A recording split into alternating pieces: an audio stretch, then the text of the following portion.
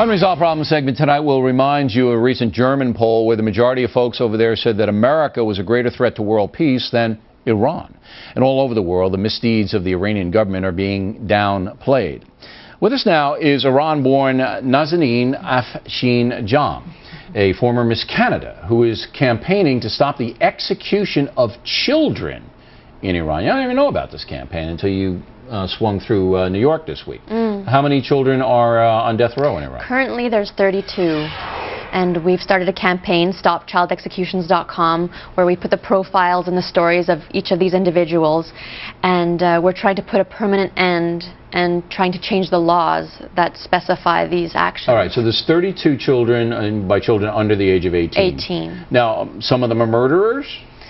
Some of them are. Some of them claim to be innocent, but they're not getting fair trials. So we're trying to push and put pressure on the Iranian judiciary so that they get fair trials and that they're not executed. Who is this lady we're looking at now? Who is...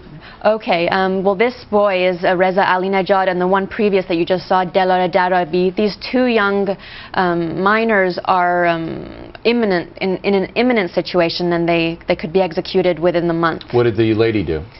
Well, she claims that she's innocent. She was with her boyfriend at her father's cousin's house, and this woman was stabbed.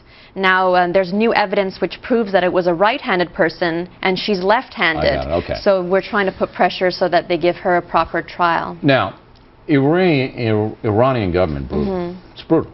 It's brutal on women, brutal on children, brutal on everybody. How did that happen? Because I know Iranians. They live out by me on Long Island. And you're Iranian. What's going on here? Well, in the last 27 years since the Islamic Revolution happened, human rights have gone downhill. Women's rights have practically disappeared. And it's a really awful situation. Sharia law has been placed back into the laws, and that's Islamic-based law, which states that a girl is an adult at age 9 and a boy is an adult at age 15. It states that a woman's life is worth half that of a man.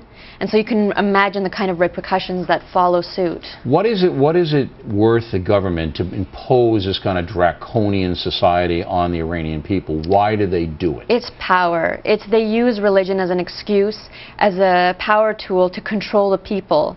I mean, even bloggers, you're noticing now, are being arrested and tortured and sometimes killed with forced confessions because of just standing up and talking about democracy and talking about freedom. Nobody has any rights in Iran. It's a police state. Yes. You step out of line, they're going to take you away, just like the song says. Yes. Do you believe, this German poll, did you hear that German poll? No, the German poll. Yeah, the United States is more of a threat to world peace than Iran.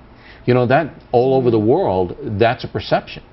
That the Iranian government, again, was separating the government and the people. Not that bad. These guys are not that bad. What do you say to that?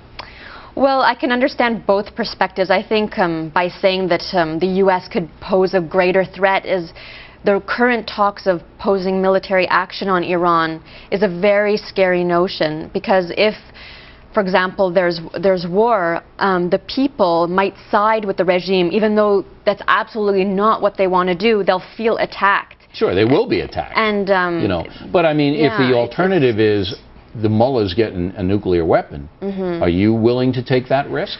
Of course not, but I know that there's other solutions, you see. If there are other solutions, they certainly haven't worked thus far. I'm not calling for war. I don't think anybody is. But I really believe that people don't understand the danger that this country poses to the world. They're ignorant of the Persian situation. They don't know the culture. They don't know what's going on there. And I feel that this is the most dangerous country in the world. I'll give you the last word. Well, yes, the regime is very dangerous. Those that are in power are dangerous. Obviously, as you said, the people are not. The people want democracy and freedom. And it's just a matter of supporting those from within, through Track 2 diplomacy, through NGOs working from this country with NGOs from there. But tough in a police state. Very tough in a police state. It is, but it's possible, and we've seen it with the Utpur Revolution, with the Rose Revolution, with the Velvet Revolution, when the students come together and unite. I hope it happens. I know it's going to happen. I sing it in my song. Listen, someday we'll find a way. I hope it does. For the world's sake, for your sake and everybody else, I hope the Iranian people can get these guys out of there, but they are truly a menace to the whole world. Nice to meet you, Ms. Jam. Thanks for taking the time.